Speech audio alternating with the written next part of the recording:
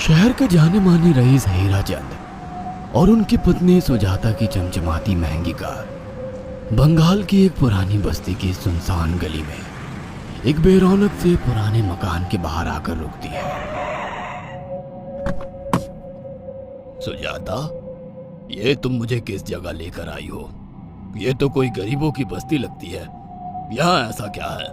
हीराचंद के कुछ भी समझ में नहीं आ रहा था कि सुजाता उसे ऐसी अजीब सी जगह क्यों लाई है, जिस मकान में दिन में भी अंधेरा दिख रहा था और धुआं उठ रहा था। आप मेरे साथ अंदर चलिए, सब समझ जाएंगे। यहाँ हमारी हर समस्या का समाधान मिलेगा। सुजाता और हीराचंद आशंकित कदमों से उस मकान में दाखिल होते हैं। तभी उन्हें किसी महिला की बाहरी आवाज सुनाई पड़ती है। चले आओ, चले आओ। हीराचंद ने देखा कि उस मकान के अंदर अंधेरा था। अचानक हीराचंद की निगाह एक कमरे की ओर पड़ी, जिसके अंदर हल्की हल्की सी रोशनी आ रही थी और उस कमरे के अंदर से धुआं उठ रहा था। शायद उस कमरे के अंदर आग जल रही थी। है? ये किसकी आवाज है? यहाँ इतना अंधेरा क्यों है और ये धुआं कैसे उठ रहा है? मेरा तो यहाँ दम घुट रहा है। सुजाता और हीराचंद धीरे धीरे कदमों से उस कमरे के अंदर चले गए। अंदर वाले कमरे में बिखरे बाल वाली एक खूबसूरत सी बूढ़ी औरत सामने जल रही आग में एक मुर्गी की गर्दन काटकर उसका खून गिरा रही थी और मुर्गी का शरीर छटपटा रहा था। ये देखकर सुजाता को उबकाई आने लगी। हीराचंद ने सुजाता की ओर देखकर कहा, तुम ही मुझे यहाँ लेकर आई हो और खुद ही घबरा रही हो। कौन है ये भयानक सी शक्ल वाली औरत और हम यहाँ क्यों आए हैं? अचानक उस औरत ने एक झटके में मुर्गे की गर्दन धड़ से अलग कर दी। ये देखकर सुजाता के मुंह से चीख निकल गई और सेठ हीराचंद भी सहम गया। वह बहुत डरावना नजारा था। ये अघोरा ताई हैं। ये हमें अपनी काली तंत्र विद्या से संतान सुख प्रदान कर सकती हैं। इसलिए मैं आपको यहाँ लेकर आई हूँ। कैसी बात करती हो? जहाँ बड़े से बड़े डॉक्टर सफल नहीं हुए, वहाँ ये मामूली औरत क्या कर लेगी? हीराचंद की बात सुनकर अघोरी ताई ने गुस्से से हीराचंद की ओर देखकर कहा, नादान हीराचंद, काली विद्या में इतनी शक्ति है कि मरे को भी जिंदा कर दे। संतान पैदा कराना कौन सा मुश्किल है? तुम्हें मेरा नाम कैसे पता? क्या तुम सच में हमें संतान सुख दिला सकती हो? तुम जितनी दौलत मांगोगी मिल जाएगी, अगर ये संभव है तो। संतान का नाम सुनते ही हीराचंद की आंखों में चमक आ गई। वह संतान के लिए कुछ भी कर सकता था। तुम लोगों को मुझे एक नवजात शिशु लाकर देना होगा। मैं उस शिशु की बलि चढ़ा दूंगी और फिर वही शिशु तुम्हारे घर में फिर से जन्म लेगा।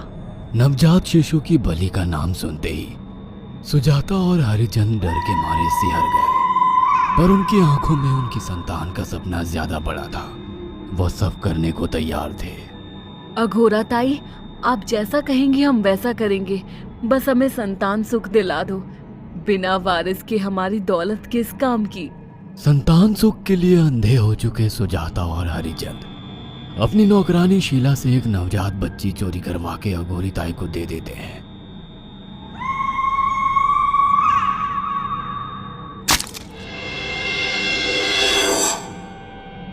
उस शिशु की बलि से सुजाता गर्भवती हो जाती है। देखा आपने अघोरा की तंत्र शक्ति? मुझे उस पर पूरा भरोसा था। चलो चलकर उन्हें धन्यवाद कहते हैं। हीराचंद और सुजाता अघोरा ताई के पास पहुंचते हैं। वो दोनों बहुत खुश थे और अघोरा पर उन्हें अंधविश्वास हो गया था।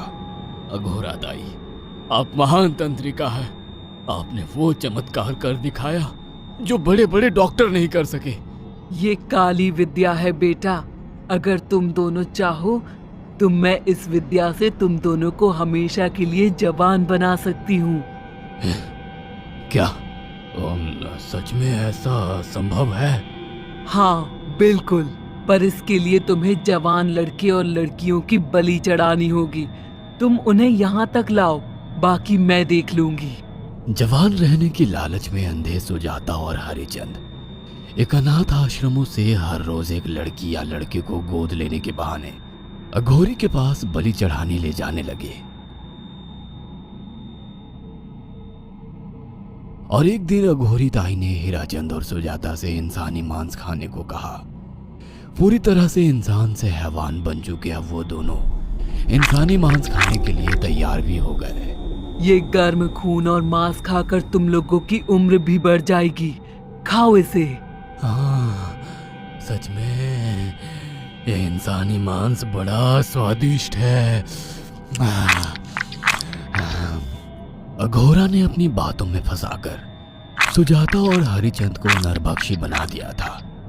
वो तीनों हर दिन बलि चढ़ाकर खून पीकर मांस खाने लगे।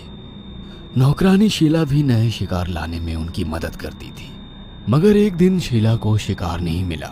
मेम साहब, आज एक भी शिकार हाथ नहीं लगा और मैं बहुत थक गई हूँ और घर जाकर थोड़ा आराम करना चाहती हूँ। कोई बात नहीं शीला, एक छोटा सा काम है, तुम हमारे साथ चलो, लौटते में हम तुम्हें घर छोड़ देंगे। जी मेम साहब। शीला नहीं जानती थी कि शिकार नहीं मिलने से सुजाता और हरिचंद अंदर से बौखला गए थे और उनके दिमाग में एक शैतानी चाल चल रही थी। सुजाता, ये बेहोशी की दवा है। शीला के कार में बैठते ही तुम उसे सुंघा देना। आज हमें इसी की बलि देनी होगी। इसने हमारे यहाँ का बहुत खाना खाया, अब हम लोग इसे खाएंगे। वैसे भी ये आगे चल के हमारे लिए खतरा बन सकती थी। कार में बैठते ही सुजाता शीला को बेहोश कर देती है और वो लोग सीधे अघोरी ताई के यहाँ पहुंच जाते हैं, जहाँ अघोरी ताई शीला की बलि चढ़ा देती है और तीनों मिलकर उसे नोच कर खाते हैं। अघोरी ताई, हमको बलि चढ़ाते हुए पूरा 1 साल हो गया है। हमारा बेटा भी साल भर का हो चुका है। अब और कितनी बलि देनी होगी? बस एक आखिरी क्रिया और बची है, उसके बाद तुम दोनों हमेशा के लिए जवान हो जाओगे। कैसी क्रिया अघोरा ताई? 3 दिन बाद सूर्य ग्रहण है। हमें पास के घने जंगल में एक विशेष क्रिया करनी होगी। उसके बाद तुम लोग कभी बूढ़े नहीं होगे। कितना अच्छा होगा, हम हमेशा जवान रहेंगे और सालों साल तक अपनी दौलत से ऐश करेंगे। हाँ, सच कहा। अघोरा ताई ने हमारे हर सपने पूरे कर दिए। 3 दिन बाद बंगाल के बियाबान जंगल में कोहरे और ओस से भीगे पेड़ों के बीच एक घने बरगद की बेलों पर कटे इंसानी सिर लटक रहे थे, जिसमें से खून टपक रहा था। काले जादू का सामान भी रखा था। कितनी भयानक जगह है ये, हर तरफ कटे हुए सर लटक रहे हैं। थोड़ी देर में सब समझ जाओगे। बैठ जाओ और मेरे साथ ये मंत्र दोहराओ। अघोरा, ये किन लोगों की कटी हुई गर्दनें हैं? आप यहाँ क्या करने वाली हो? हीराचंद की बात सुनकर अघोरा जोर जोर से हंसने लगी और उसने एक शैतानी हंसी हंसते हुए हीराचंद की ओर देखकर कहा, तुम जैसे ही लोगों ने अपनी इच्छाओं को पूरा करने के लिए इन लोगों की बलि चढ़वाई है और फायदा उठाया है। अब तुम दोनों आंखें बंद करके यहाँ बैठ जाओ और मेरे साथ मंत्रों को दोहराते जाओ। अघोरा ने सुजाता और हरिचंद को वशीकरण मंत्र और काले जादू के इस्तेमाल से सम्मोहित कर दिया और देखते ही देखते वो एक भयानक डायन में बदल गई और चीखती हुई बोली, अब मैं तुम दोनों की बलि चढ़ाकर अमर हो जाऊंगी, क्योंकि तुम लोगों ने 100 लोगों की बलि का खून पिया है। देखते ही देखते उस डायन ने फरसे से एक एक करके सुजाता और हरिचंद की गर्दन काटकर जल रही आग में बलि चढ़ा दी और उनका गर्म खून पीने लगी। जब तक तुम जैसे मूर्ख और लालची लोग अपने फायदे के लिए दूसरों को मेरे पास लाते रहेंगे, मैं उनका फायदा उठाकर ऐसे ही उनकी बलि चढ़ाती रहूंगी। दरअसल अघोरा एक डायन थी और अपना स्वार्थ पूरा करने के लिए उसने हीराचंद और सुजाता की लालच का फायदा उठाकर उनकी भी बलि चढ़ा दी। बुरे काम का बुरा ही नतीजा मिलता है।